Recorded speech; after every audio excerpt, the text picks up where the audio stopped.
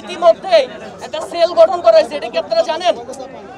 সরকারিভাবে একটা সেল গঠন করা হয়েছে যার অফিস আমাদের ফাউন্ডেশন অফিসের পাশেই। এবং আপনারা যাদের যেই উন্নত চিকিৎসার জন্য দেশের বাইরে যেতে হবে সেটার জন্য ইতিমধ্যে মেডিকেল বোর্ড টিম গঠন করা হয়েছে। কালকের মধ্যে আপনারা প্রসেসটা জেনে যাবেন কিভাবে উন্নত চিকিৎসার জন্য বাইরে যাওয়ার জন্য আপনারা অ্যাপ্লাই করবেন।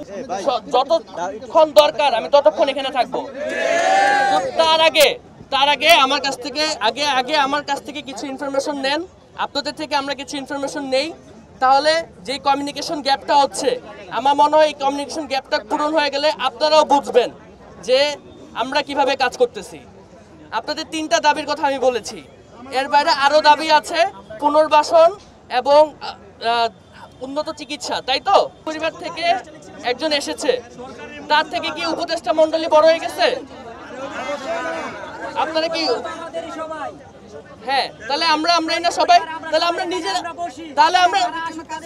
তাহলে হ্যাঁ এটাই শুনেন, আগে আমরা নিজেরা আগে সলভ করার চেষ্টা করি।